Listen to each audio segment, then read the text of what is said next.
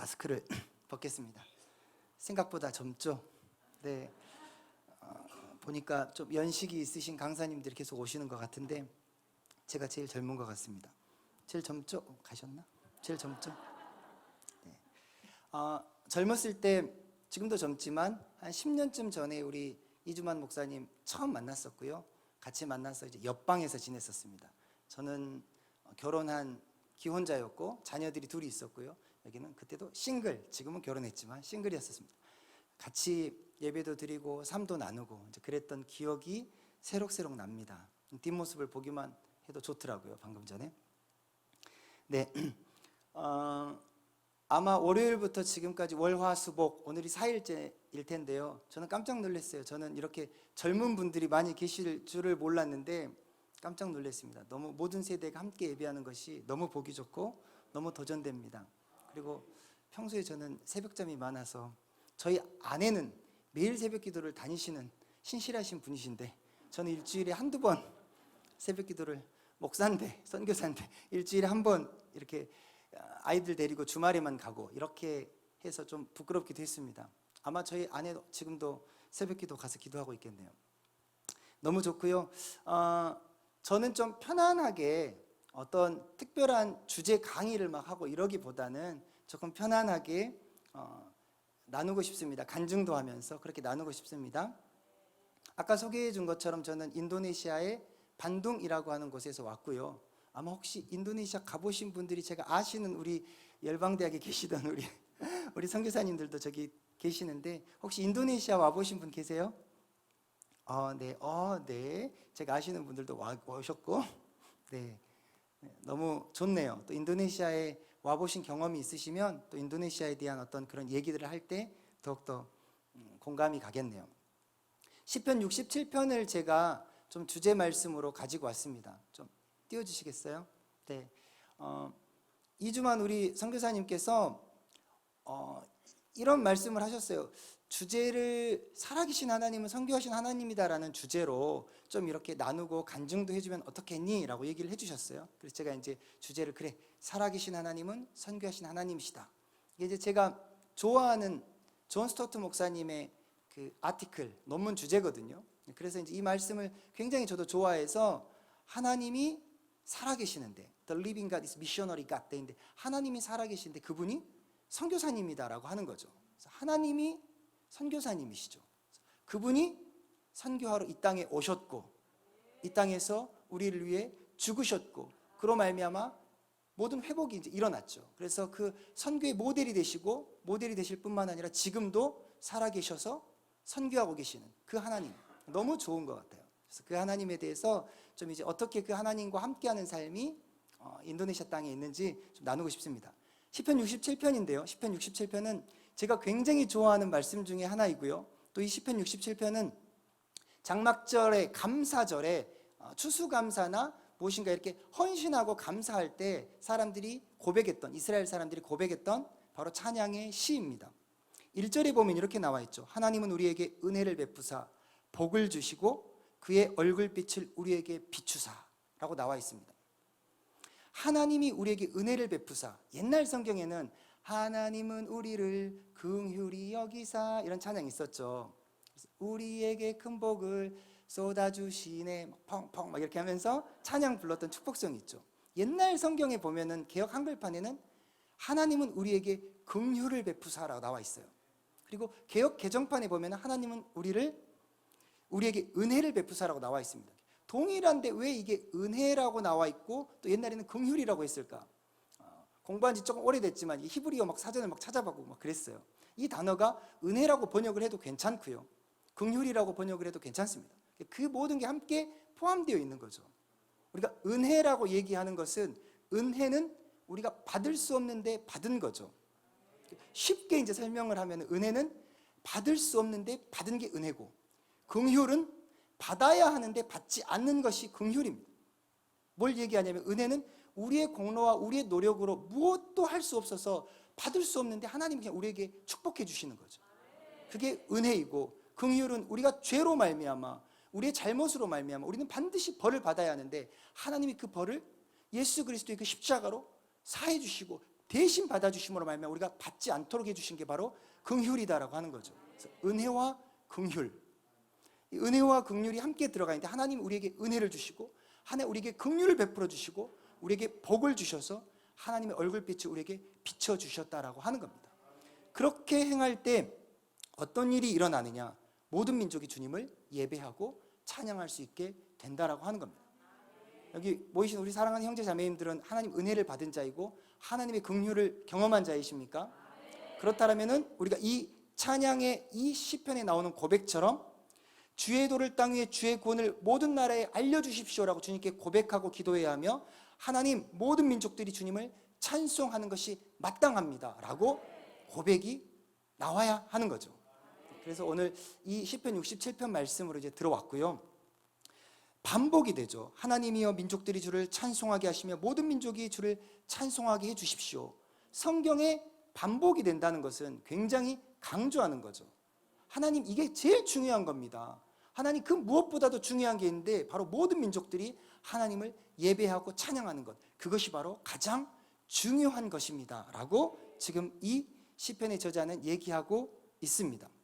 하나님이 우리에게 복을 주시는데요, 하나님 우리에게 복을 주시면 우리가 잘 먹고 잘 살면 되는 건데 그게 아니라 결론이 이렇게 나와 있습니다. 하나님이 우리에게 복을 주시는데 땅의 모든 끝이 하나님을 경외한다라고 나와 있습니다. 어떻게 이 일이 가능하겠습니까? 하나님의 복을 받은, 축복을 받은 우리가 이제 그 복을 가지고 온 열방 가운데 전하기 시작하고 선포하기 시작할 때 모든 열방이 하나님을 경외하게 된다라고 말씀하고 있는 것입니다. 이것은 은혜 받은 사람 따로 있고 선교하러 가는 사람 따로 있는 것이 아니라 하나님의 은혜와 긍휼을 경험한 사람, 하나님을 예배하는 사람, 하나님께 복 받은 사람들은 가만히 있을 수가 없는 거죠. 그래서 복음을 전할 수밖에 없게 되는 거고, 그로 말미암아 모든 땅끝이 주께 돌아오는 놀라운 역사가 일어나게 된다라고 고백하고 있는 것입니다. 이런 일들이 우리 삶 안에 있기를 축복합니다.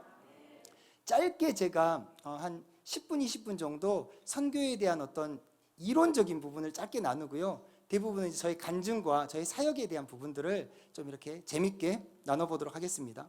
아마 한 3, 4일 동안 딱딱했을 거니까 오늘 마지막 날 좀 부드럽게 그렇게 좀 나누겠습니다. 예수님께서 우리에게 명령하셨죠. 예수님이 뭐라고 명령했냐면 마가복음 16장에 보면은 너희는 온 천하에 다니며 만민에게 복음을 전파해라 라고 말씀했습니다. 그런데 이제 여기서 만민에게 복음을 전파하기 위해서 온 세상에 나가야 되면은 나는 지금 하고 있는 모든 일을 내려놓고 선교사로 나가야 하나? 라는 부담감이 생길 수 있습니다. 나는 일해야 되는데, 난 여기서 좀 공부해야 되는데, 나는 여기 한국에서 해야 할 일이 있는데, 이런 생각이 드는 사람은 이 말씀이 굉장히 부담스러울 수 있습니다. 근데 이 만민에게 복음을 전해라 라고 하는 이것을 여러분들이 한번 나중에 영어 성경으로 한번 보시면 all creation입니다. 모든 창조물인 거죠. 단순하게 그냥 땅끝으로만 해석하는 게 아니라 모든 피조물, 하나님이 창조하신 모든 영역도 포함이 되는 겁니다. 우리에게 맡겨주신 일들도 포함이 되는 거죠. 그러니까 하나님이 우리를 보내신 어떤 선교지일 수도 있고, 아니면 여러분들을 교육계로 보내셨으면 교육일 수도 있고, 가정사역이라면 가정일 수도 있고, 정치 영역이라면 정치일 수도 있고, 우리가 일을 하고 장사를 한다면 경제 영역일 수도 있고, 그래서 하나님이 우리에게 보내신 그 영역 가운데로 all creation, 모든 그런 피조물로 우리가 갈 수 있다라고 하는 겁니다. 만민이라고 하는 것은 우리 한국 성경에는 만민이라고 번역이 되어 있지만 이것은 모든 하나님의 피조물이다라고 하는 것입니다. 그리고 너무 좋은 말씀이 있는데, 너무 귀한 말씀인데 마태복음 28장에는 이렇게 나와 있죠. 하늘과 땅의 모든 것을 내게 주었으니 그러므로 너희는 가서 모든 민족으로 제자를 삼고 아버지 아들과 성령의 이름으로 세례를 주고 내가 너희에게 분부한 모든 것을 가르쳐 지키게 하라. 볼지어다 내가 세상 끝날까지 너희와 항상 함께 있으리라 라고 말씀하셨죠. 하나님께서 우리에게 무엇인가를 명령하고 말씀하셨을 때는 자, 내가 너에게 다 가르쳐 주었으니 너는 이제 가서 알아서 해라가 아니라 내가 너희와 항상 함께 하겠다라고 하는 거죠. 그렇기 때문에 우리가 할 수 있다라고 하는 겁니다. 아까 이렇게 우리 이주만 선교사님이 말씀해 주셨는데, 저는 강직성 척추염이라고 하는 질병이 있습니다. 희귀난치 질환이라고는 하는데 주사만 잘 맞으면 정상인처럼 살 수 있습니다. 뼈가 굳어지는 질병입니다. 뼈가 굳어지기 때문에 뼈가 굳어지면 주변에 근육이 굳어지겠죠. 그래서 몸이 굉장히 불편합니다. 그래서 특히 오늘처럼 이렇게 새벽에 아침에 일어나는 게 굉장히 사실 불편할 수 있고 지칠 수 있는 그런 몸입니다. 그래서 제가 새벽 기도를 잘 못 다닙니다. 핑계이긴 하지만, 그래서 아침에 일어나는 것이 굉장히 불편합니다. 근데 움직이면 움직일수록 사람이 정상으로 돌아와요. 그래서 이제 제가 계속해서 운동하고 달리고 있는데요. 제가 이제 몸이 불편하고 힘드니까 저는 나의 부르심은 한국인가 보다, 이제 그렇게 생각을 하고 사역을 하고 있었어요. 그런데 어떤 분들이 기도를 해주시거나 또 이렇게 격려를 해주시거나 하면은 항상 이렇게 얘기하는 거예요. 형제님은 열방에 나가서 사역을 하실 분입니다. 계속 그렇게 얘기를 하니까 부담이 막 되는 거죠. 굉장히 부담이 됐었습니다.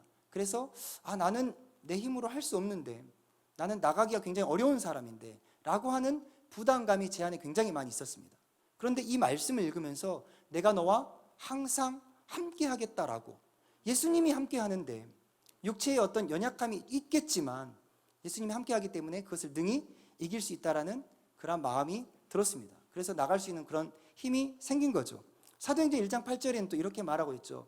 성령이 너에게 임하시면 너희가 권능을 받고 예루살렘과 온 유대와 사마리아와 땅끝까지 이르러 내 증인이 되리라, 이렇게 말씀하십니다. 성령님이 임하시게 된다면, 예수님이 함께 하시고 성령이 우리와 함께 한다라면은 하나님 말씀하신 이 모든 일들을 할 수 있다라고 하는 겁니다. 이렇게 행하기 시작할 때 계시록 7장 9절과 10절에 나와 있는 것처럼, 이 일 후에 내가 보니 각 나라와 족속과 백성과 방언에서 아무도 능히 셀 수 없는 큰 무리가 손에 종려가지를 들고 보좌 앞과 어린 양 앞에 서서 큰 소리로 외쳐 이르되 구원하심이 보좌에 앉으신 우리 하나님과 어린 양에게 있도다라고 외치고 고백하는 이 환상, 사도 요한이 봤던 이 환상, 마지막 날에 보좌 앞과 어린 양 앞에서 수많은 사람들이 모여서 종려가지를 들고 막 외치는 거죠. 구원하심이 주님께만 있습니다. 예수님 찬양을 받기 합당하십니다 라고 외치는 그런 일들. 어떻게 그런 일들이 일어나겠습니까? 예수 그리스도의 말씀에 순종하는 사람들이 우리를 보내신 분의 말씀에 순종해서 그 보내신 영역으로 가서, 어떤 사람 이 중에 뭐 한 10%, 20%는 열방으로 가고 나머지는 또 정치, 경제, 사회, 문화, 교육, 뭐 매스미디어 이런 영역으로 가서 하나님의 나라를 선포하기 시작할 때 그저 끝이 오는 거죠. 끝이 오고 우리는 바로 우리가 그렇게도 고대하고 기대하고 찬양하면서 불렀던 그 비전의 말씀처럼 모든 나라에서 온 모든 족속의 모든 사람들이, 흰옷 입은 주의 백성들이 주 앞에서 찬양하는 일들이 있을 거다라고 하는 겁니다. 저는 인도네시아에서, 여기 계시는 어떤 우리 또 선교사님들도 와 계시는데 캄보디아에서, 또 그리고 한국에서, 나주에서, 광주에서, 목포에서, 온 열방에서 그렇게 하나님께 예배하고 찬양하고 그곳에서 만난 사람들에게 우리가 예수 그리스도의 복음을 전하고 우리가 복음을 전했던 그 사람과 함께 주의 보좌 앞에서 찬양하는 거죠. 저는 우리 인도네시아에 있는 대학생들을 생각할 때마다 그런 꿈을 꿉니다. 인도네시아에 있는 이 대학생들과 함께 이 마지막이지만 또 새로운 시작이죠. 이 시작의 날에 주의 보좌 앞에서 아버지께 영광을 돌리며 찬송을 하며 종려가지를 들고 아버지께 구원하심이 보좌에 앉으신 우리 하나님과 어린 양에게 있습니다라고 할 때 내 주변에 바로 인도네시아에 있는 그 친구들과 함께 서서 그 찬양을, 그 고백을 하고 싶은 거죠. 그래서 지금 인도네시아에 조금 힘들지만 계속 있습니다. 네, 이제 한 장 좀 넘겨주시면은요, 존 스토트 목사님, 살아계신 하나님은 선교하신 하나님입니다. 이게 이제 조금 그 미션 퍼스펙티브라고 하는 선교 훈련을 하는 이제 사람들에게서 교과서와 같은 책이 있는데요, 그 책의 1번 과목에 나와 있는 주제입니다. 살아계신 하나님은 선교하신 하나님이시다. 이제 존 스토트 목사님은 이제 영국의 유명한 목사님이죠. 왕실 목사님이시기도 하고, 올 솔즈의 이제 담임 목사님이시기도 하셨고, 이 유명한 목사님이 논문을 쓰셨는데 이 논문에 나와 있는 이 내용 글을 위해서 여러 명의 학자들과 친구들이 함께 모여서 그들이 경험한, 그들이 고백한 선교에 대한 부분들을 막 나누기 시작했어요. 어떻게 사람들에게 선교를 도전할까 나누다가 이제 이 존 스토트 목사님이 이 글을 써서 선교의 도전을 공식적으로 했죠. 미국의 어바나 선교회라는 곳에서 발표를 하고 도전을 했었는데요. 이 살아계신 하나님은 선교하신 하나님이다라고 하는 이 아티클, 이 논문의 굉장히 핵심이 뭐냐면 하나님은 목적이 있으시다라고 하는 거예요. 하나님 목적이 있으시죠. 하나님이 이 땅을 창조하시고 온 우주를 창조하신 목적이 있으시죠. 그리고 나를 창조하신, 우리 사랑하는 형제 자매님들을 창조하신 목적이 있다라고 하는 겁니다. 그 목적이 뭐냐라고 하는 거죠. 우리는 어떤 목적을 위해서, 그 목적이 없다면은, 그 기준이 없다면, 그 표대가 없다면은 우리의 삶의 방향이 없어지는 거죠. 어디로 가야 되지? 어떻게 살아야 되지? 뭘 먹고 살까? 뭘 하고 살까? 목적과 방향이 불분명하면은 굉장히 혼란스러움이 있습니다. 그런데 난 이걸 해야 돼. 하나님이 나를 이것으로 부르셨어.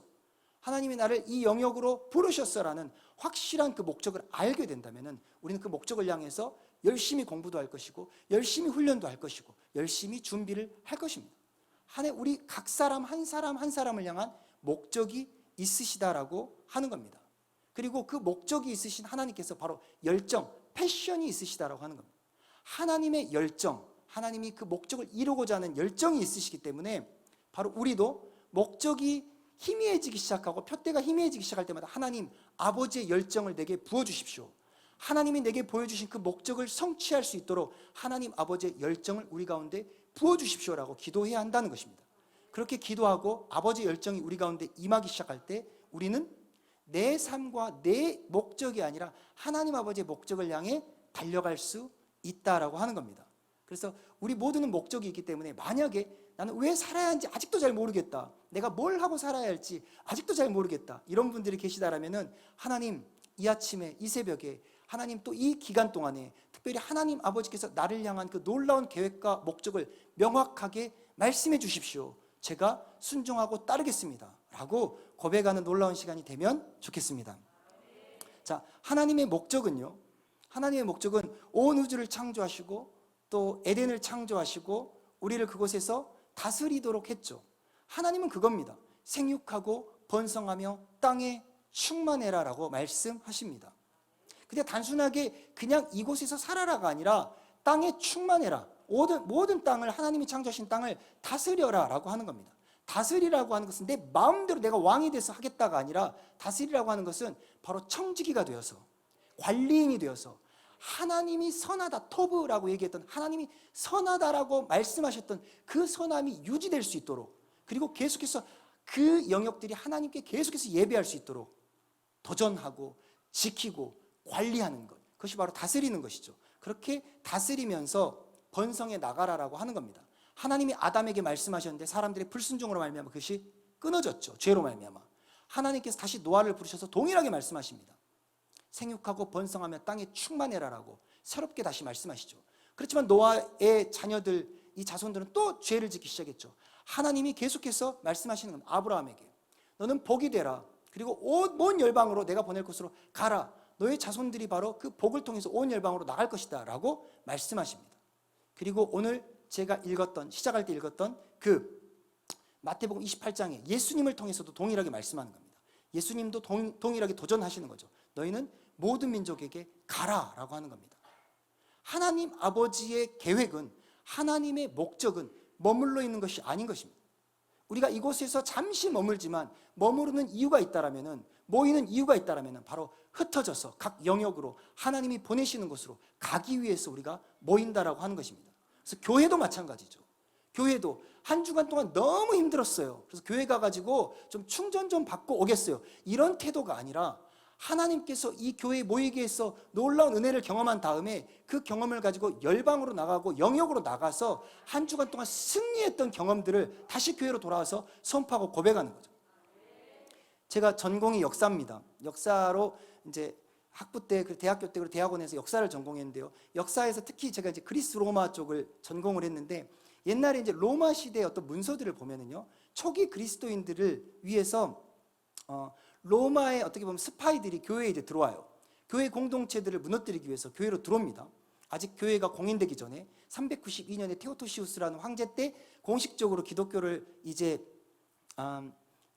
로마의 국교로 삼는데, 그 전에 이제 뭐 콘스탄티누스가 313년에 기독교를 공인했다, 막 이런 역사적인 사실이 있는데, 그 전에 서기 100년에서 200년 사이에 굉장히 많은 환난과 핍박들이 있었습니다. 하드리아누스 황제라든지 도미티아누스 황제라든지 굉장히 많은 박해가 있었는데요. 그 당시에 기독교 공동체들을 인정해주는 지역도 있었고, 그냥 이렇게 기독교인들만 보면 잡아다가 죽이는, 핍박하는 지역들도 있었습니다. 지역마다 좀 달랐는데요. 지금의 터키 지역에서 어떤 일이 있었냐면은 한 기독교 공동체를 고발하고 그들을 다 재산을 몰수하기 위해서 스파이가 들어가서 기독교 공동체가 뭐 하는 조직인지를 알기 위해서 그것에 딱 들어갔어요. 그 보고서가 쓰여가지고 그 지금의 그 터키 지역 북부 지역의 그 총독이 로마 황제에게 보낸 서신이 있어요. 얘네들이 이런 존재인데 어떻게 할까요? 잡아 족칠까요? 아니면 놔둘까요? 아니면 그냥 재산만 몰수할까요? 어떻게 할까요? 황제의 판결을 기다립니다. 이런 문서가 있는데 그 문서에 나와 있는 초기 기독교인들의 삶에 대해서 기록이 되어 있는 게 있어요.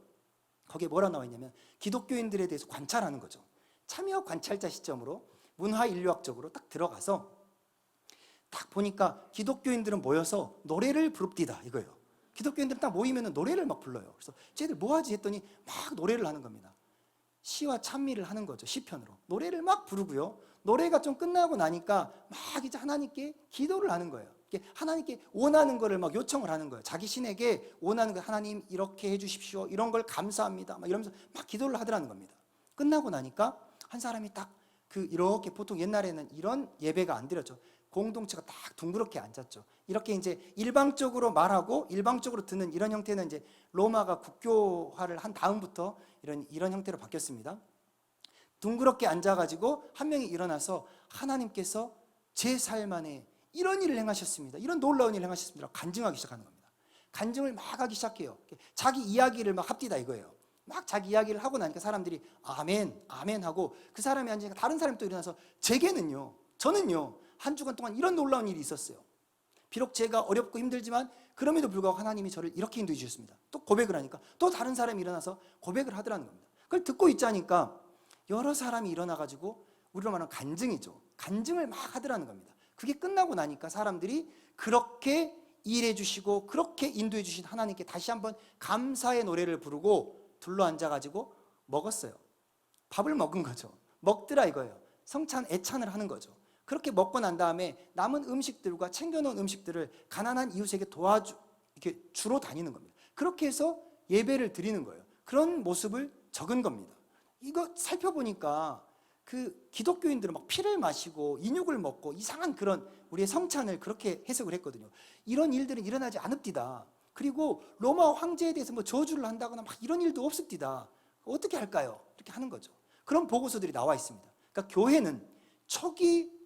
초대 교회는요, 사람들이 함께 모여서 하나님께 찬미하고 같이 간증하고, 그 중에 이제 조금 율법을 아는 사람들은 조금 더 강론을 하고요. 보통은 간증을 하고 같이 모여서 감사하고 그리고 밥을 먹고 같이 먹고 이런 공동체였다라고 하는 겁니다. 그러니까 우리가 교회라고 하는 것은 그냥 힘들어서 모이는 것이 아니라 하나님이 제게 놀라운 일을 행하신 것을 서로 간증하기 위해서 모이는 파워풀한 그런 공동체다라고 하는 겁니다. 하나님이 그렇게 우리 공동체를, 교회를 만드셨고 우리는 이곳에 모여서 잠시 기간 동안 머무르면서 은혜를 경험하고 또 같이 고백한 다음에 또 그 은혜를 경험하기 위해서 흩어질 이유가 있다라고 하는 겁니다. 하나님께서는 온 열방이 주께 돌아오고 싶어하는 그런 열정이 있습니다. 온 열방이 주께 예배하는 열정. 이사야 43장 21절에 이렇게 나와 있죠. 이 백성은 내가 나를 위해 지었나니 나를 찬송하게 하려 함이다라고 고백하고 있는 겁니다. 하나님께서 우리를 창조하신 목적, 하나님이 이스라엘을 택했던 목적이 뭐였냐면은 하나님을 예배하기 위해서였다라고 하는 겁니다. 하나님께서는 이스라엘을 열방의 제사장 나라로 삼으셨죠. 마치 이스라엘의 13개 지파, 12개지만 나눠져서 13개 지파 중에 레위 지파를 선택하셔서 남은 12지파를, 요셉이 에브라임과 므낫세로 나눴으니까요, 12지파를 위해서 이 레위 지파가 제사장 지파로서 그들이 하나님께 온전히 예배할 수 있도록 그들은 온전히 예배하는 자들로, 섬기는 자들로 섰던 것처럼 하나님께서 동일하게 이스라엘이라고 하는 나라를 온 열방의 그 70개의 종족이라고 그 당시에 이스라엘 사람들은 믿었어요. 이제 여러분들이 나중에 성경을 보면 창세기에 보면은 뭐 누가 누구를 낳고 막 갑돌을 낳고 아수를 낳고 막 이게 나오면은 그 종족을 다 세보면 70개입니다. 이스라엘 사람들의 사고방식은 열방이라고 하는 것이 70이라는 숫자예요. 예수님의 제자들을 70인을 이렇게 70일 팀으로 보내는 것도 그런 의미가 상징적으로 있죠. 70이라고 하는 숫자는 이스라엘 사람들에게 열방이라는 숫자입니다. 근데 그 열방 70개의 그 종족과 민족들을 섬기는 제사장 나라로 하나님께서 이스라엘을 삼으신 거죠. 이 12지파를 섬기기 위해서 레위 지파를 제사장 지파로 삼은 것처럼 온 열방을 섬기기 위해서 이 이스라엘을 제사장 나라로 삼은 겁니다. 근데 이스라엘은 그걸 오해한 거죠. 하나님 우리만 특별하죠.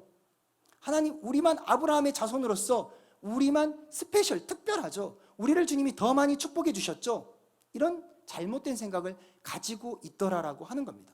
우리 안에도 그럴 수 있습니다. 선민사상이 하나님, 우리 교회는, 나는, 우리 가족은, 우리 공동체는 특별하죠. 특별하죠. 모두가 특별하죠. 그렇지만 하나님이 창조하신 모든 피조물이, 하나님이 창조하신 모든 종족이, 모든 민족이, 모든 공동체가 특별하다라고 하는 겁니다.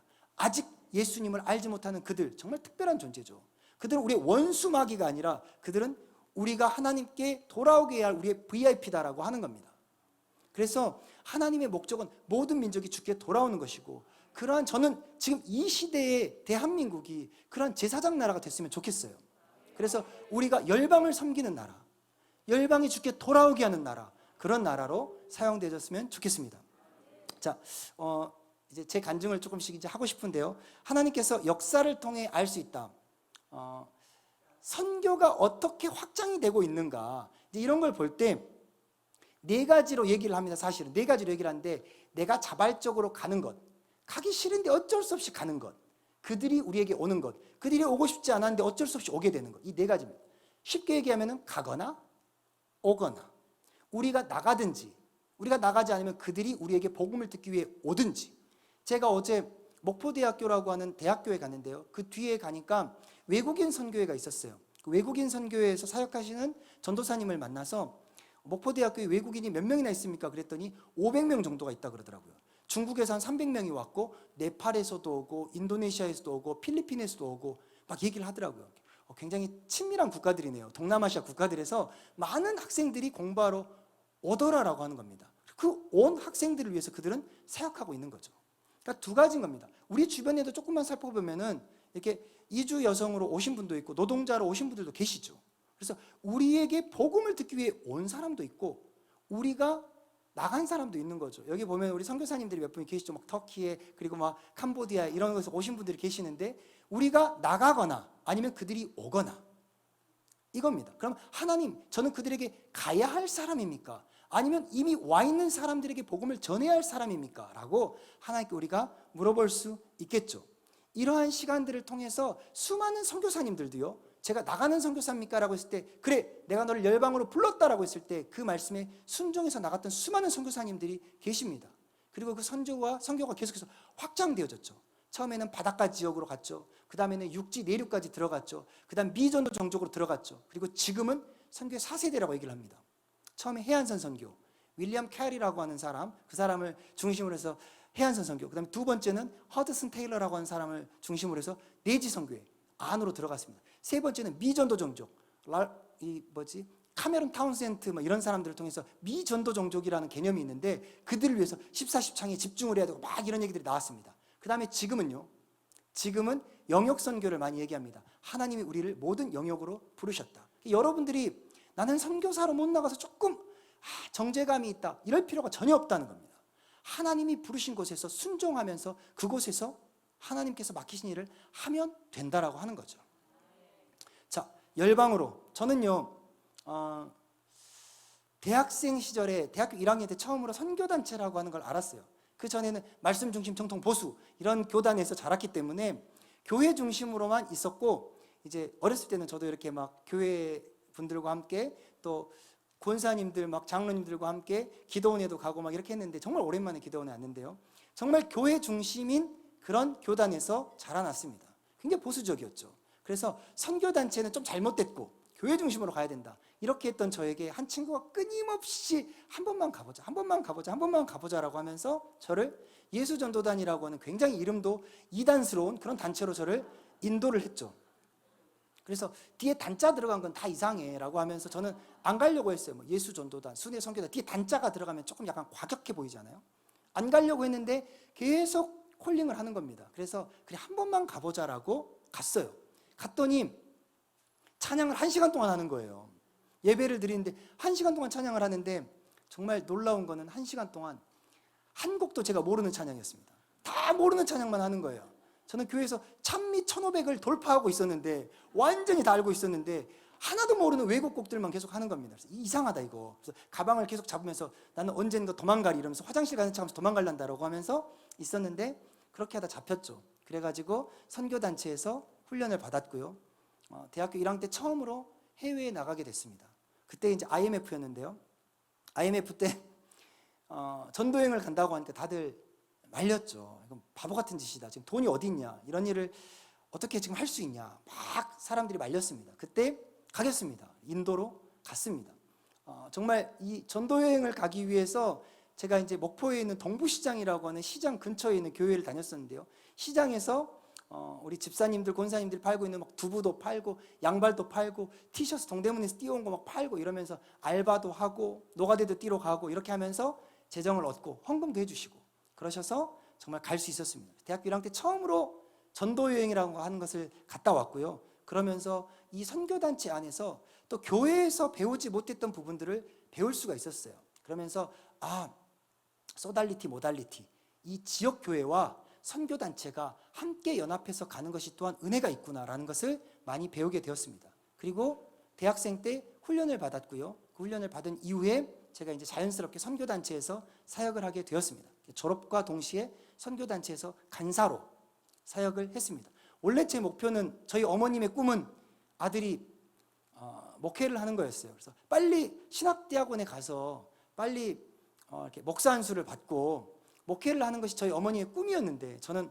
어머니의 꿈과 조금 다른 길을 간 거죠. 그래서 선교단체에서 열심히 사역을 했습니다. 특별히 저는 대학생들을 위한 사역을 계속했고요. 대학생들과 함께 모여서 예배하고 기도하고 도전해서 방학이 되면 학생들을 데리고 함께 전도여행을 다니는 그런 일을 하게 되었습니다. 그렇게 해서 10년 동안 한국에서 사역을 하고 10년 후에 이제 인도네시아로 나가서 제가 늘 갔던 곳이 인도네시아였어요. 하나님이 저에게 너는 인도네시아로 가라라고 그렇게 뭐 말씀하시거나 그렇게 도전하시거나 그러진 않았지만 하나님께서 저에게 계속해서 인도네시아 땅을 밟게 하셨고 제가 하나님 그럼 제가 열방으로 나가야 된다면 어디로 가야 합니까? 라고 했을 때 자연스럽게 생각나는 곳이 인도네시아였습니다. 그래서 저는 인도네시아로 나가게 되었습니다. 하나님께서 계속해서 인도네시아로 나가기 전에 많은 것들을 준비시키게 하셨고요. 공부하게 했습니다. 저는 공부가 너무 싫은데 공부하는 것보다는 사람들 만나서 커피 마시고 놀고 이런 게 너무 좋은데 공부를 계속 하게 하셨어요.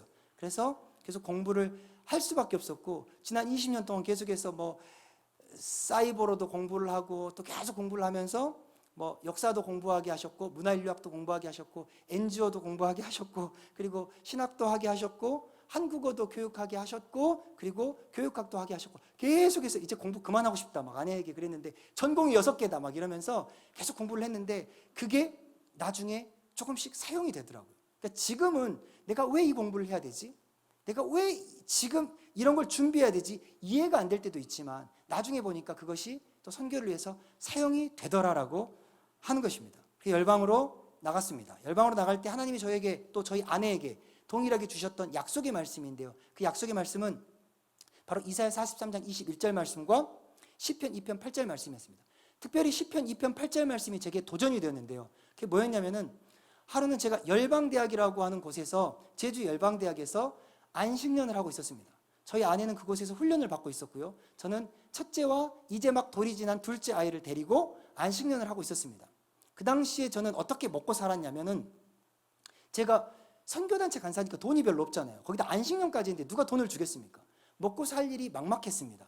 그때 어떤 일이 있었냐면 제가 선교 훈련, 특히 미션 퍼스펙티브라고 하는 그런 훈련 코스가 있는데 그 훈련 코스에서 제가 역사적인 관점을 강의할 수 있는 기회들이 있었어요. 그래서 육지로, 제주도에서 육지라고 합니다. 육지로 강의를 하러 다녔어요. 주말마다. 주중에는 애를 보고 주말이 되면 강의를 하러 다녔습니다. 감사하게 선교 본부에서 저희 단체 본부에서 연결을 시켜주셔서 30대 초반인 새파란 뭐 별로 알지도 못하는 그런 저에게 기회를 주셨어요. 제 앞에 있는 강사들을 보면은 다 유명한 선교단체의 리더들이셨어요.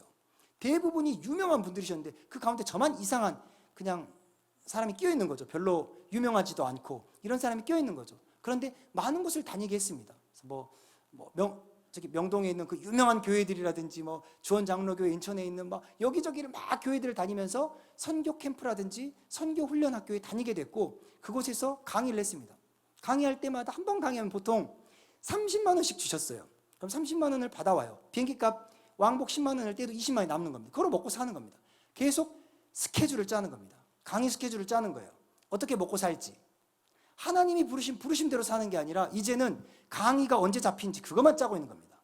계속 여기 강의하고 저기 강의하고 그러다 어떤 분이 은혜 받으면 100만 원 주고 그럼 그걸로 먹고 살고 계속 그렇게 살고 있던 저에게 한 간사님께서 저에게 말씀하셨습니다.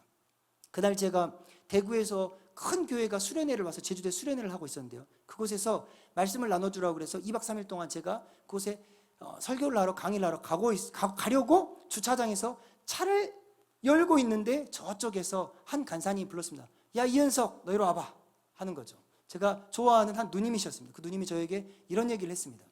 너 요즘에 뭐하러 다니냐? 그래서 네 뭐 지금 어디 설교하러 갑니다 라고 했더니 요즘에 강의 많이 다니지? 네 뭐 아이고 주님이 뭐 어떻게 해주셔가지고 다니고 있습니다. 그랬더니 재밌냐? 네 뭐 재미로 하는 건 아니고요 이렇게 하고 있었는데 조심해라 너 한 방에 훅 간다 이런 얘기를 하셨어요. 근데 그때 망치로 팍 맞는 겁니다. 제가 지금 내가 지금 뭐 하고 있지? 이런 생각이 들었습니다.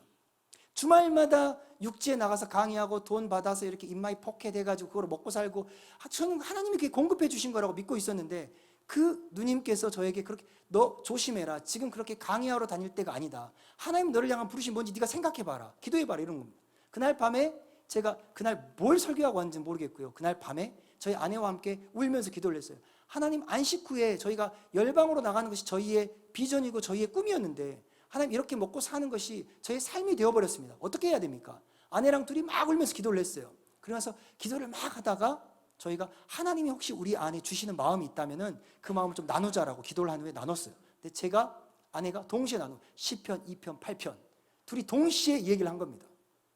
내게 구하라 내가 이방 나라를 내게 주리니 내 소유가 땅끝까지 이르리로다. 하나님이 우리 가정을 향한 나를 향한 그리고 우리 아내를 향한 우리 가정을 향한 계획은 이 땅에서 이렇게 사는 것이 아니었구나. 하나님이 우리에게 이미 주신 것은 이방 나라인데 열방인데 옛날에는 열방이라고 그랬죠. 지금 번역에는 이방 나라라고 나와 있는데 열방을 우리에게 유업으로 주셨는데 이 땅에 사는 게 아니구나라고 해가지고 그 텀이 끝나자마자 바로 목포로 나가서 저희 리더와 얘기를 하고 제가 섬기던 교회와 얘기를 하고 바로 파송 준비를 해서 선교사로 나가게 되었습니다. 이렇게 해서 저는 이제 나가게 되었고요. 제가 저희 가족 사진을 잠깐 보여드리겠습니다. 이제 저고 저희 아내고 세 아이가 있습니다. 저게 이제 1년 전 사진이라 지금 훌쩍 컸는데요. 지금 저희 아이들은 6학년, 4학년, 한국에서는 1학년, 인도네시아 2학년 이렇게 해서 6, 4, 2 이렇게 되어 있는 3명의 자녀와 함께 인도네시아 반둥에서 살고 있습니다. 네, 저는 아이들은 선교사인 엄마 아빠를 따라온 애들이 아니라 아이들도 선교사 너희들도 하나님이 이 땅에 부르셨다라고 얘기를 하면서 우리가 같이 즐겁게 그 땅에서 살고 있습니다. 인도네시아를 잠깐 소개해 주면서 제가 또 간증을 좀 하고 싶은데요. 인도네시아는 전 세계에서 가장 많은 섬을 가지고 있는 나라입니다. 가장 많은이라고 하는 게 굉장히 많은 나라예요. 섬도 제일 많고 이슬람, 무슬림들도 제일 많습니다. 숫자적으로는 조금 이제 뭐 전통 이슬람에서 봤을 때는 좀 저것들도 이슬람이냐 이렇게 얘기를 하지만 이슬람 사람들이 굉장히 많은 그런 나라입니다. 지도를 한번 보여주실래요? 한번 더 누르시면은 지도가 끝났군요. 네, 보면은 인도네시아는 세계에서 4번째로 많은 인구를 가지고 있고요. 제일 많은 나라가 어디죠? 중국, 그 다음에 인도, 그 다음에 미국. 3번째가 미국이고 4번째가 바로 인도네시아입니다. 인도네시아는 굉장히 많은 인구를 가지고 있습니다. 2억 8천만 명.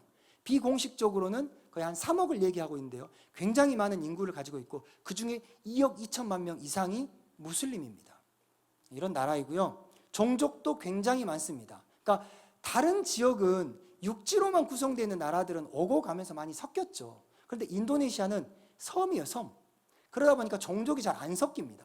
이 섬에는 뭐 롬복 사람들은 롬복 종족이 살고 있고 발리에는 발리 종족 사람들이 살고 있고 뭐 이렇게 섬마다 종족이 다 다른 겁니다. 그렇기 때문에 상대적으로 굉장히 순수한 그러한 혈통을 가지고 있는 종족이 굉장히 많습니다. 저는 지금 자바라고 하는 섬에 살고 있고 순다라고 하는 인도네시아에서 2번째로 큰 종족들의 중심 도시인 반둥에서 살고 있습니다. 이 순다는요, 자기들이 얘기합니다. 순다는 100% 무슬림이다 얘기를 하고 있습니다. 하지만 저희가 보니까 100%는 아니고 한 99% 무슬림입니다. 이런 곳에 살고 있습니다. 그리고 인도네시아는요, 이제 34개의 주가 있어요. 우리로 말하면 뭐 전라남도, 전라북도, 경상남도, 경상북도 하는 것처럼. 근데 그 한 개 주가 우리나라보다 큰 주도 있어요. 굉장히 큰 주도 있는데요. 34개 주가 있고 저는 지금 13개 주를 가봤습니다. 저의 꿈은 제가 인도네시아에서 한국으로 언제 철수할지는 모르겠지만 철수하기 전에 인도네시아의 모든 지역을 다 가보는 것입니다. 이렇게 많은 지역이 있고 굉장히 넓은 지역이다라고 하는 겁니다. 좀 넘겨주시면은요. 인도네시아의 종족과 인종. 인도네시아는 다양한 종족이 있는 것처럼 다양한 언어가 있습니다. 언어가 굉장히 힘들어요. 다른 지역에 가서 제가 예를 들어서 지진이 일어난 지역에 긴급구호팀과 함께 들어갔습니다. 저는 인도네시아 말을 배웠기 때문에 인도네시아 말을 할 수 있어요. 그런데 그 지역에 갔더니 그 지역의 어르신들이 인도네시아 말을 안 쓰고 자기 종족 말들로만 얘기하는 겁니다. 그럼 제가 인도네시아 말을 아무리 잘해도 못 알아먹겠죠. 그러니까 지역 종족 언어가 따로 있고 인도네시아어가 공용어입니다. 그리고 여기는 영국의 식민지배를 받지 않았기 때문에 영어도 잘 안 써요. 그렇기 때문에 영어로 커뮤니케이션이 굉장히 어렵고요. 인도네시아어를 꼭 해야만 하는 지역입니다. 종족이 굉장히 많아서 한 250개 정도의 종족이 있고요. 그리고 600개 정도의 언어가 존재하는 굉장히 복잡한 나라입니다. 이런 나라에서 이제 살고 있습니다. 넘겨주시면은요. 이슬람이 87%라고 공식적으로 나와 있어요. 87%. 지나가다가 어깨에 부딪히면은 10명 중에 8명, 9명은 무슬림입니다. 그리고 개신교와 캐톨릭을 합쳐서 이 크리스천이 10% 정도 됩니다. 굉장히 기독교인도 굉장히 많네 이렇게 생각할 수 있죠. 특정 지역에 몰려 있긴 합니다. 특정 지역에 몰려 있는데요. 이 개신교가 다 합치면은 우리나라 기독교보다 많아요. 한 2천만 명이 넘습니다. 굉장히 많죠. 그런데 어느 특정 지역에 기독교인들이 몰려 있고요. 저희가 살고 있는 반동 지역 같은 경우는 이제 98% 정도가 무슬림이죠. 네, 이런 여러 가지 종교가 있고 국가에서 공식적으로 종교를 갖지 않으면 안 됩니다. 모든 사람의 주민등록증에는 종교가 적혀 있어야 돼요. 종교가 적혀 있지 않으면은 공산당. 옛날에 인도네시아가 전 세계에서 3번째로 공산당이 큰 나라였어요. 중국, 소비에트, 그 다음에가 인도네시아가 공산당이 많았어요. 그래서 공산당 사람들이 쿠데타를 일으켜서 나라를 공산화시키려고 했었어요. 그런데 그걸 다시 군부가 쿠데타를 일으켜서 공산당을 이렇게 척결하고 자기들이 이제 군부 독재가 시작이 됐죠. 그러다 보니까 이 두려운 거예요. 공산당이 언제 나와서 다시 쿠데타를 일으킬지 모른다. 종교가 없는 사람들은 공산당이다라고 해가지고 모든 사람은 의무적으로 종교를 가져야 한다라고 얘기하는 거죠. 그래서 예를 들어서 한국에서 대학생들이 왔는데 넌 종교가 뭐야라고 하는데 나는 무교인데 이렇게 얘기하면 이거 뭐야 이렇게 생각을 한다는 겁니다. 그래서 모든 사람은 종교를 가져야 하는 그런 독특한 나라입니다. 자, 이슬람이요 그곳에 왜 주류가 됐는가? 이슬람 사람들은 상인으로 들어왔어요. 장사하러 들어왔습니다. 그곳에 장사하러 들어와서 사람들과 무역을 하면서 그들이 말하고 있는 진리를 전한 거죠. 이슬람의 그러한 교리들을 전파하기 시작한 겁니다. 그러니까 조금 전쟁이라든지 어려움이 없이 이슬람이 그 땅에 들어왔어요. 인도네시아 땅에. 상대적으로 평화롭게 들어왔어요. 그래서 상인들이 다 이슬람의 선교사들로 들어온 겁니다. 그리고 인도 지역을 거치면서 들어왔기 때문에 굉장히 혼합됐어요. 순수한 이슬람이 아니라 신비주의적인 것들이 굉장히 많이 들어와 있어요. 그래서 굉장히 독특한 이슬람입니다. 그런데 그에 반해서 기독교는요. 침략자의 종교로 들어왔습니다. 만약에 저희 이 조선에 대한민국에 한국에 일본 사람들의 종교가 만약에 기독교였다면 복음이 들어오기 굉장히 힘들었을 것입니다. 왜냐하면 우리를 침략하고 괴롭히는 일본 사람들이 믿는 종교는 곧 매국노 종교 이렇게 되지 않겠습니까? 마찬가지로 인도네시아는 네덜란드 사람들이 기독교인들이었는데 그들이 침략자로 들어왔어요. 약탈하러 들어온 겁니다. 괴롭히러 들어온 겁니다. 그러다 보니까 이슬람 사람들이 이 기독교인들은 우리를 약탈하러 온 사람들이야 라고 해서 굉장한 오해를 가지게 된 거죠. 그래서 복음이 전파되는 게 굉장히 어려웠습니다. 이 네덜란드라고 하는 나라는 굉장히 사실은 복음주의적인 나라이고 굉장히 아브라함 카이퍼라든지 굉장히 많은 종교의 리더들이 있었던 그런 나라임에도 불구하고 이 나라가 인도네시아를 지배할 때는 나라가 나라를 지배하지 않고 회사가 나라를 지배했어요. 한 회사가 동인도 회사라고 하는 회사가 나라를 지배하다 보니까 회사의 목적은 뭡니까? 이윤 추구죠. 돈을 버는 거죠. 그렇기 때문에 나라가 나라를 지배하게 되면은 조금 이렇게 인격적으로 교육시설도 만들어주고 이러는데 회사가 나라를 지배하다 보니까 어떻게든지 빼먹어야겠다 이런 생각만 가지고 있는 겁니다. 기독교인들이 들어와서 이렇게 나쁜 짓을 많이 했어요. 초기에. 그래서 복음이 전파되는 게 굉장히 어렵게 되었다라고 하는 겁니다. 넘겨주십시오. 그리고 이 인도네시아는 겉에 보이는 부분은 이슬람처럼 보이지만 보이지 않는 영역, 우리가 세계관이라고 얘기하는데 보이지 않는 영역에는 이 힌두교, 불교 이런 영역이 굉장히 많이 들어와 있습니다. 힌두교. 왜냐하면 이슬람은 지금 500년밖에 되지 않았고요. 힌두교와 불교는 1500년이 됐어요. 그리고 그 전에는 토속신앙, 토테미즘, 애니미즘 이런 게 그 보이지 않는 밑에 가라앉아 있어요. 한 가지 예를 들어보겠습니다. 저희 주변 마을에 다 이슬람 사람이 살고 있어요. 제가 언어를 배울 때였습니다. 제가 언어를 배우는 1년 동안에는 시골에 살았는데요. 시골에 살 때 시골에서는 이제 뭐랄까 조그만 그런 가게들이 있죠. 그 가게에 물건을 사러 갔어요. 아침에 아이들이 유치원에 가야 되니까 빨리 아내가 이제 밥을 해서 먹이고 이제 가야 되기 때문에 저희 아이들이 정말 계란 후라이를 좋아해요. 그래서 계란 후라이를 하고 싶은데 계란이 다 떨어진 겁니다. 그래서 계란을 사러 옆에 가게에 갔어요. 조그만 구멍가게죠. 옛날에 우리나라 말로 하면 전빵. 조그만 가게가 가서 할머니, 아주머니 아침에 막 이렇게 문을 두드리는 겁니다. 계란 주세요. 이렇게 인도네시아 말로 이부 민타 떨러르 막 이렇게 해서 계란 주라고. 그랬더니 안에 분명히 사람이 있는 것 같은데 안 나와요. 촥 소리가 나요. 이게 무슨 소리지라고 딱 들어보니까 이 다라이에서 물을 갖다 이렇게 전라도 말 찌크러 본다. 이렇게 다라이에서 물을 갖다 이렇게 찌크는 소리죠. 샤워하고 있는 소리인 겁니다. 그러니까 지금 샤워하나 보구나라고 하면서 갔다가 나중에 다시 올까 하고 있는데 안 소리가 들리는 거예요. 기다려봐 얘기하는 거예요. 기다려봐. 그리고 나서 잠시 뒤에 30초 뒤에 수건을 이렇게 대충 해가지고 수건을 대충 하고 이슬람인데 수건으로 대충 가릴 때만 가리고 이러고 나와요. 이러고 나와가지고 계란 몇 개 줄까 이렇게 하는 거예요. 아줌마가 아이고 이렇게 하면서 계란 5개만 주세요 이렇게 하면서 하는 겁니다. 이슬람이 이렇게 할 수 있습니까? 이거는요 그냥 겐지스 강가에서 목욕하던 이 힌두교 사람들이에요. 그러니까 굉장히 힌두적인 게 이 사람들의 문화 안에 들어있는 겁니다. 굉장히 음란하고요.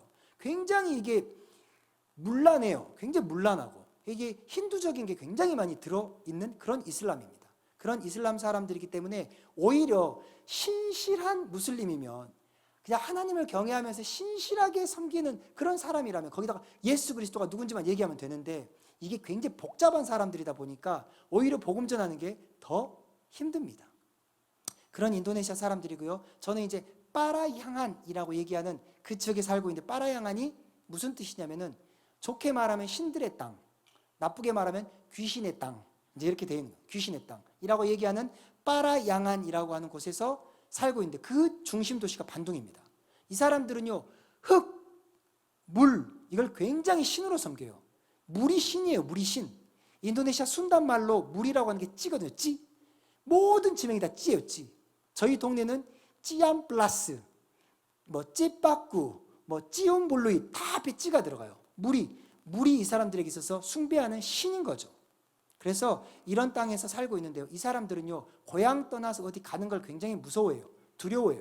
여러분들이 만약에 주변에서 인도네시아 노동자를 만난다면 어디서 왔어? 물어보면요 순다 지역에서 온 사람들은 거의 없을 거예요. 이 사람들 외국에 나가지도 않아요. 나가도 바로 들어와요. 살지를 못해요. 자기들의 흙, 자기들의 물, 자기들의 땅에서 살아야 된다는 그런 사고방식을 갖고 있어요. 그렇기 때문에 굉장히 좀 독특한 민족이에요. 이런 민족들과 함께 살고 있습니다. 좀 넘길 거 넘기고요. 제가 이제 저희 사역을 좀 소개를 해주고 싶어요. 한 10분 정도 저희 사역과 함께 간증을 좀 하고 싶은데요. 사역 소개로 좀 넘어가겠습니다. 좀 시간. 네, 저는 Youth with Mission YM이라고 하는 단체에서 사역을 하고 있고요. 저희 단체는 저 혼자 사역하는 게 아니라 팀으로 사역합니다. 제가 나가기 전에 이미 제가 나가기 25년 전에 선교사님 부부가 먼저 나가셔서 개척을 하셨어요. 그리고 그분들의 주된 사역은 훈련 사역, DTS라고 하는 훈련 사역과 고아원 사역이었습니다. 그래서 그 두 사역을 중심으로 사역을 하고 계셨고요. 제가 갔었을 때는 이미 사역을 잘하고 계셨어요. 고민이 된 겁니다. 이미 사역을 잘하고 있는데 제가 여기서 뭘 해야 되지? 이런 고민이 들었어요. 그래서 저는 이제 현지인 지도자 밑으로 들어가서 현지인 지도자 밑에서 이제 잘 듣고 배우고 이렇게 하면서 한 2, 3년을 보냈습니다. 그러면서 이제 지금은 대학생 사역을 담당해서 이제 떨어져 나왔는데요. 물론 베이스에 속해 있고요.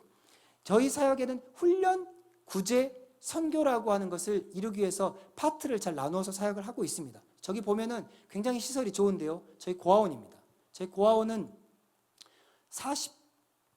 48명, 그 50명 정도 되는 고아들이 살고 있고요. 그리고 10명 정도의 전임 사역자들이 거기 살고 있습니다. 특이한 게 뭐냐면은 이슬람 사람들이 이곳에 들어와요. 아이들 이슬람이 아니라 아주머님들이 임신을 해서 집에 돌아갈 수 없는 이제 그런 일을 당한 분들이 오갈 데가 없는 미혼모들이, 임산부들이 이곳에 옵니다. 그리고 이곳에서 출산을 하죠. 그때 우리가 서약서를 쓰게 합니다. 우리는 기독교를 기반으로 하는 공동체인 고아원이기 때문에 당신이 들어와서 이곳에서 꼭 의무적으로 예배를 드리진 않지만 이곳에서는 날마다 예배가 있습니다. 당신이 언제든지 올 수 있습니다. 이렇게 얘기를 해줘요. 강압적으로 하게 되면은 법적으로 위반이거든요. 만약에 상대방에게 종교를 강요했을 경우에 인도네시아는 5년 동안 감옥에 가게 됩니다. 상대방에게 복음을 전하면 5년간 감옥을 가기 때문에 강압적으로 얘기는 못해요. 그렇지만 우리는 기독교인이고 매일 예배가 있고 일주일에 한 번씩 집회가 있다. 그리고 우리 아이들은 전부 다 기독교적인 교육을 하고 있다. 당신이 이곳에 오겠냐라고 했을 때 오겠다라고 하면 받아줍니다. 그리고 그곳에서 멀찌감치 떨어져서 보는 거죠. 경계하면서 한 두세 달. 그러다가 임신한 이 자매님들이 한 번씩 예배 같이 들어와가지고 어떻게 한가 볼까? 이러고 딱 보다가 예배 드리다가 예수님을 만나게 되는 거죠. 출산을 하게 되고. 그리고 우리가 그런 자매님들을 또 훈련을 시킵니다. 그 자매님들이 훈련을 받아서 상처 입은 치유자로 다시 간사로 위탁을 합니다. 그래서 그 자매님들이 또 거기서 사역을 하기 시작하고 자녀들을 함께 자라기 시작하고 이렇게 하면서 고아원 사역이 이루어지고 있고요. 그리고 DTS라고 해가지고 인도네시아 전 지역에서 오면은 5개월 동안 먹고 자고 하면서 훈련을 받습니다. 그리고 전도여행을 보내죠. 이런 사역을 하고 있습니다. 저희 가정은요, 특별히 저희 아내가 열방대학이라고 하는 제주도에서 어린이 사역에 대해서 이제 훈련을 받았었어요. 그리고 저희 아내는 원래 은행에서 일하던 그냥 평범한 그런 직장인이었는데 예수님을 더 알고 싶어서 훈련을 받았고, 그리고 이제 결혼을 해서 사역을 하다가 열방대학에서 어린이 사역에 대해서 배웠고요. 그 어린이 사역을 하기 시작했습니다. 그래서 유치원 사역을 했는데요. 저희 집 근처에 가난한 유치원이 있었어요. 가난한 유치원. 그 유치원은 보통 이제 고아원에서 오는 애들도 있고요. 그리고 돈을 못 내는 주변에 있는 가난한 이슬람 애들도 많아요. 기독교 유치원인데 한 3분의 1은 이슬람 아이들이에요. 자녀들이에요. 아니 왜 기독교 유치원에 이슬람 사람들이 보낼까? 이런 의아한 게 있었는데 조금 여기서 이제 구제물품도 많이 나눠주기도 하고 연결된 교회가 도와주기도 하고 또 외국인, 저희 같은 외국인들이 있으니까 보내는 겁니다. 그래서 이 유치원에서 저희 아내가 이제 설교를 하고 아이들을 가르치고 이러면서 유치원 사역을 했습니다. 그리고 자연스럽게 이슬람 아이들이지만 유치원 아이들이 함께 밥 먹기 전에 기도하고 밥 먹고 저희 아내가 설교할 때 따라하고 예수님 사랑해요 막 이렇게 율동하고 막 이렇게 하는 거죠. 부모님들이 밖에 있어요. 부모님들이 뭐라고 안 하는 겁니다. 그러니까 마음껏 부모님들이 이제 암묵적 허락을 해줘가지고 마음껏 복음을 전할 수 있고 사역을 할 수 있었던 거죠. 이렇게 유치원 사역을 하고 있고요. 또 저는 제가 한국어를 전공했기 때문에 한국어를 가르칠 수 있는 자격이 있습니다. 그래서 대학에서 한국어를 가르쳤는데 대학에서 한국어를 가르치다 보니까 많은 애들이 DM이라고 이렇게 메시지를 보내요. 메시지를 보내서 혹시 한국어 선생님이세요? 저 한국어 배우고 싶어요. 이런 애들이 막 메시지를 보내는 겁니다. 그럼 그 친구들을 만나요. 사진을 보여주면은 한국에 관심이 있는 예쁘장한 애기들이 많아요. 좋게 말하면 예쁘장하고 나쁘게 말하면 날라리들이고 이런 친구들이 다 무슬림이에요. 무슬림인데 무슬림 중에도 이 전통적인 애들은 다 히잡을 쓰고 다니는데 이렇게 히잡을 안 쓰고 다니는 애들이 있어요. 조금 날라리들이 있어요. 좀 노는 애들. 이런 애들이 한국어도 잘해요. 한국어를 배우고 싶다고 연락이 와요. 그럼 제가 몇 번 만나줘요. 만나서 얘기를 하다가 저희 아내에게 데리고 갑니다. 저희 아내가 이제 양육을 하기 시작하는 거죠. 그렇게 해서 저희 아내에게 성경 공부를 받고 한 6개월에서 1년 정도 성경 공부를 하면은 제가 데리고 수영장으로 가서 물에다 담급니다. 세례를 하는 거죠. 그렇게 해서 침례를 주기도 하고요. 이렇게 하면서 개인 양육을 합니다. 개인 양육을 하기 때문에 많은 숫자 양육은 못해요. 그래서 타겟에서 저희가 개인 양육하는 친구들은 대부분이 백그라운드가 배경이 이슬람인 친구들, 그런 친구들은 저희가 개인 양육을 하고요. 이슬람이 아닌 크리스천 애들은 저희 YM 대학부 공동체에 그냥 와서 예배 드릴 수 있도록 합니다. 좀 구별을 해야 됩니다. 그렇게 해서 개인 양육을 하고 있고 또 하나 넘겨주면은 인도네시아는 지진이 굉장히 많이 일어나는 지역입니다. 그래서 지진, 해일, 쓰나미가 굉장히 많아요. 그래서 툭 하면은 지진이 일어나요. 그러면 저희 베이스에 긴급구 팀이 있습니다. 그럼 그 팀들과 함께 그래서 달려가는 거죠. 달려가서 저희 이제 한국에도 있는 이 서빙 프렌즈라고 하는 NGO 단체가 있는데 그것과 함께 연락을 해가지고 또 지원을 받기도 해서 이런 긴급구호 지역에 가서 물도 나눠주고 또 그 다음에 이 상처 입은 애들, 정신적으로 정서적으로 상처 입은 친구들을 위해서 어린이 캠프를 하기도 하고 이렇게 하면서 사역들을 합니다. 저도 이제 몇 번 긴급구호 지역에 가서 아이들에게 뭐 물도 나눠주고 같이 드라마도 하고 축구도 하고 이렇게 하면서 노는, 이거는 일상적인 건 아니지만 특별한 기간에 함께 가서 이렇게 긴급구호 사역을 하기도 합니다. 또 넘겨주시면은요, 가정에 초대해서 식사하기인데요. 이게 뭐냐면은 관계를 하고 있는 이 이슬람 아이들이 있어요. 이 아이들에게 바로 복음을 전해버리면 아까 뭐라고 얘기했죠? 징역 5년입니다. 걸리면. 그렇기 때문에 관계를 먼저 터야 됩니다. 믿을 수 있게 우리 집에 초대를 하기도 하고 그들의 집에 방문을 하기도 하고 이렇게 하면서 아이들과 친해지는 겁니다. 저는 이 기간을 최소 1년을 바라보고 있는데요. 1년 정도를 이렇게 공을 들이고 밥을 먹이고 막 이렇게 하면서 가정에 초대해가지고 식사하면서 안전하다는 것을 알려줍니다. 그리고 나서 너희 집에도 한번 가보자. 너희 부모님도 한번 만나보자. 막 이렇게 하는 겁니다. 그래서 그들의 부모님을 만나기도 하고. 그래서 집에 와서 먹이는 게 거의 일입니다. 그래서 가정에 초대한 친구들과 친해지고 나면 그들의 집에 방문하는 거죠. 그들의 집에 방문해서 우리가 어떤 사람인지를 알리는 겁니다. 저는 공식적으로 선교사가 아니라 거기서는 한국어 교수, 한국어 강사입니다. 그래서 한국어를 가르치는 사람이죠. NGO 사역가 막 이렇게 되어 있는데요. 그렇게 하면서 그들에게 안심을 시키는 겁니다. 아, 우리 딸이 미스터 리 집에 가서 뭔가 밥을 먹고 온다는데, 전화를 하는 겁니다. 밤이 늦었으니까. 엄마, 나 여기 이 선생님 집에서 이 선생님하고 남 선생님하고 같이 밥 먹고 갈게. 이러면은 그래, 뭐 자고 와도 된다, 안 와도 된다, 이렇게 얘기를 하는 거죠. 친해졌으니까 안정감이 생기는 겁니다. 이렇게 해서 가정 방문을 해서 이렇게 친해지는 겁니다. 또 넘겨주시면은요, 이렇게 여러 사람들에게 집단적인 대규모 집회보다는 한 명씩 한 명씩 만나는 거죠. 월요일에는 누구누구를 만나고 화요일에는 누구누구를 만나고 이렇게 하면서 여러 학생들을 만나고 이 중에 마음이 트는 애들, 조금 얘에게 복음을 전해야 되겠다는 강한 마음이 들 때 그들에게 복음을 전하는 겁니다. 이 이슬람 아이들에게 복음을 전할 때 저는 어떻게 예수님에 대해서 얘기를 해야 될까 고민을 굉장히 많이 했어요. 그러면서 최대한 쉽게 설명을 해야 되잖아요. 그래서 제가 어렸을 때 저희 교회 목사님이 늘 얘기했던 그 설교 예화를 가지고 이 친구들에게 접근을 해서 그렇게 얘기를 합니다. 어떻게 얘기를 하냐면은 이제 몇 번 만나잖아요. 대여섯 번 만나면 좀 친해져요. 삶도 나누고 뭐 왜 인도네시아 오셨어요? 너는 왜 한국어 배우고 싶니? 이런 걸 막 나누다가 밥을 먹다가 딱 나눠야 되겠다 싶으면 이제 얘기를 하는 겁니다.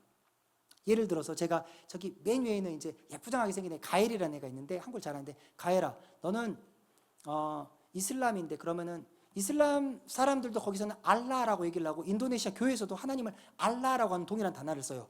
너는 알라를 믿는데 그 알라가 너에게 어떤 의미를 가지고 있니? 너는 하나님을 왜 섬기니? 왜 믿니? 이런 걸 막 종교적인 얘기를 조금씩 해요. 그러면 뭐 우리 엄마 아빠가 믿으라고 하니까요. 이러면서 얘기하는 거죠. 우리 엄마 아빠 따라서 교회 다니는 애들처럼 동일하게 그들도 가기 싫은데 피곤한데 엄마 아빠 가라고 하니까 어쩔 수 없이 따라가서 모스지대에 앉아가지고 모스크에서 예배드리는 친구들이 많아요. 딴 생각하고 있고 몰래 딴짓하고 뭐 화장실 간 척해서 도망가고 이런 애들이 많습니다. 그 동일해요. 교회랑 비슷해요. 동일한데 이 친구들이 막 얘기를 하다가 이런 얘기를 해요. 그들은 예수님을 선지자로 믿거든요. 예수는 선지자다 얘기를 해요. 그런데 그에게 이제 얘기를 하죠. 가해라.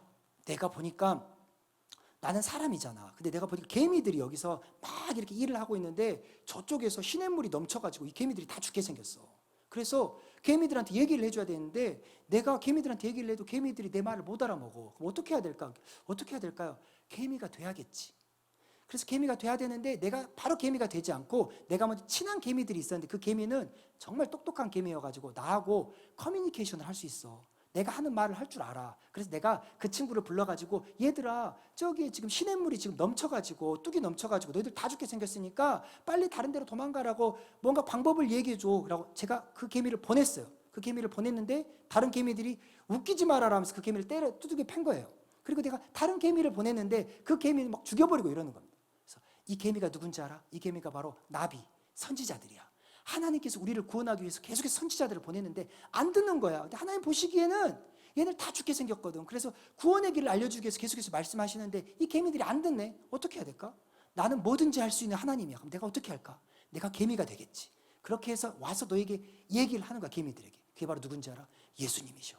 예수님이 바로 그렇게 오셔서 우리를 위해서, 우리를 구원하기 위해서 죽음을 무릅쓰고 오셨던 거야. 그 예수님이야 라고 하면서 예수님에서 얘기를 하는 거죠. 그럼 이렇게 하는 겁니다. 한번 이번 주에 교회 한번 가볼까? 얘기를 하는 거예요. 교회요? 교회 뒤에 조용히 한번 앉아 있어봐. 한번 너 교회 한 번도 가본 적 없지? 네, 나는 모스크 몇 번 가봤어. 너도 한번 교회 한번 가볼까? 이렇게 하면서 이제 얘기하는 거죠.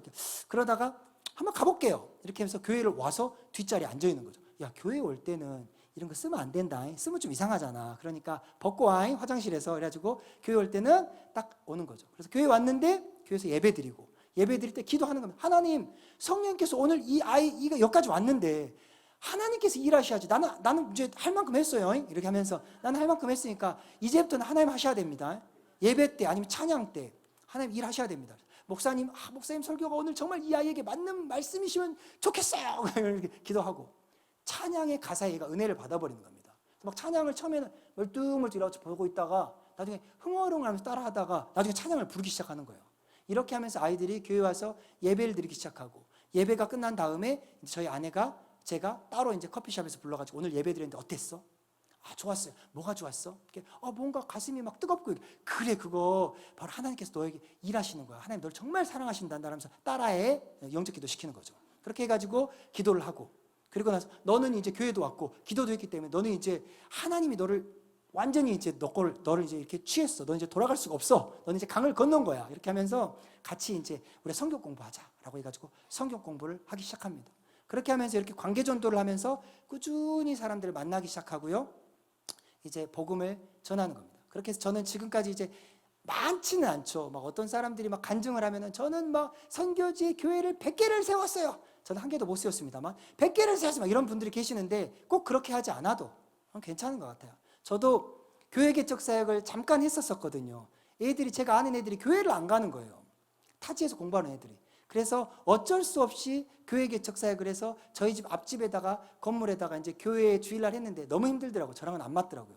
아이들 밥에 먹여야 되죠. 아침에 예배 드리는 거 준비해야 되죠. 힘들더라고요. 근데 교회를 막 100개를 세우고 200개를 세우고 꼭 그러지 않아도 그냥 하나님이 부르시고 말씀하시면 우리가 가서 순종하다가 만날 만한 사람들을 만났을 때, 또 하나님께서 그런 기회를 주셨을 때 그들에게 예수님 얘기를 조심스럽게지만 하게 되고, 그들과 함께 교회를 가고 예배를 드리고, 그러다가 보면 하나님께서 은혜를 주셔서 그 친구들이 성장하게 되고 또 세례를 주기도 하고, 그래서 몇몇 친구들이, 이슬람 친구들이 저에게 세례를 받았고, 또 이런 경우도 있어요. 어떤 아저씨가 저희 집에 찾아왔어요. 근데 그 아저씨는요, 이슬람이에요. 막 문신쟁이. 온몸에 막 문신이 막 목부터 시작해가지고 무서워요. 그 아저씨가 오더니, 저에게 딱 오더니 자기가 세례를 받고 싶대요. 이슬람인데. 저희 집에 찾아와가지고 나는 당신한테 세례를 받겠습니다. 이런 거예요. 깜짝 놀랐죠. 왜요? 여기 인도네시아 교회 많은데 인도네시아 교회 안 가겠대요. 인도네시아 교회 목회자들한테 상처를 너무 많이 받았대요. 그래가지고 당신한테 받겠다 그런 거예요. 그래서 아니 왜 저한테 그랬더니 막 자기는 받겠다고 계속 우기는 거예요. 알고 보니까 그 사람이 어렸을 때 크리스천이었어요. 청소년기에 집을 가출해가지고 나가서 막 모스크에서 지내고 친구들하고 막 지내고, 막 무슬림인데 원래 술 마시면 안 되는 막 술 먹고 막 그렇게 마음대로 살다가 이슬람 자매랑 결혼해서 이슬람으로 쭉 산 거예요. 20몇 년 동안. 그러다가 어느 날 찾아온 거예요. 저기 한국인이 있는데 기독교인이더라 라고 해가지고 저를 찾아온 겁니다. 그래서 그 친구를 만나서, 그 형제님 저랑 나이도 비슷한데 만나가지고 같이 나누고, 당신이 저한테 세례를 받는다고 하면 제가 막 그냥 세례 주는 게 아니에요. 그래서 성경을 좀 읽으셔야 됩니다. 갈라디아서를 다 읽게 하고, 읽은 다음에 당신은 이제 예수님의 자녀입니다. 존귀한 자녀입니다 라고 하고 또 세례를 주기도 하고, 그리고 친구들하고 가족들 데리고 와, 증인으로 데리고 와가지고 그 앞에서 간증해요. 간증시키고, 그렇게 한 다음에 세례를 주는 거죠. 그렇게 하면서 비록 제가 만으로 지금 6년 있었고 7년 차인데요, 별로 되지 않은 기간이었지만 제가 4년 차, 5년 차, 6년 차가 되면서 하나님께서 사람들을 계속해서 보내주셨어요. 제가 막 찾아다니고 어떻게 사역해야 됩니까? 이렇게 막 고민하고 갈등하고 막 이렇게 하지 않아도 때가 되니까 하나님께서 붙일 만한 사람들을 붙여주시고 만날 만한 사람들을 만나게 해주신 겁니다. 그래서 감사하게 그들을 만났고 그들과 함께 먹고 살고 지내고 있습니다. 그래서 지금은 센터를 하나 만들어서 센터에서 여러 명의 우리 대학생들과 함께 살고 있고요. 그들과 함께 제가 꿈꾸고 있는 꿈을 나누고 있는 거죠. 그 꿈 뭡니까? 아까 얘기한 것처럼 계시록 7장 9절 10절 말씀입니다. 이르에 내가 보니 각 나라와 족속과 백성과 방언에서 아무도 능히 셀 수 없는 큰 무리가 손에 종려가지를 들고 보좌과 어린 양 앞에 서서 큰 소리로 외치르되 구원하심이 보좌에 앉으신 우리 하나님과 어린 양에게 있도다. 이 고백을 함께 하고 싶은 거죠. 그 친구들과 함께 하고 싶은 겁니다. 그래서 그때에 저는 제 옆에 인도네시아 친구들과 함께 종려가지를 들고 왕이신 주님을 외치면서 선포하면서 그렇게 살고 싶습니다. 저는 인도네시아에서, 그리고 우리 사랑하는 형제 자매님들이 이 땅에서, 혹시 모르죠, 이 중에 또 인도네시아 오실 분이 있을지도 모르겠습니다. 또 하나님께서 부르신 열방으로 나가실지도 모르겠습니다. 하나님이 부르신다라면 하나님 목적에 여러분들의 목적을 위탁하시면 좋겠습니다. 우리 함께 좀 기도하고 싶은데요. 그냥 좀 기도할까요? 기도할 때 이렇게 기도하면 좋겠습니다. 하나님,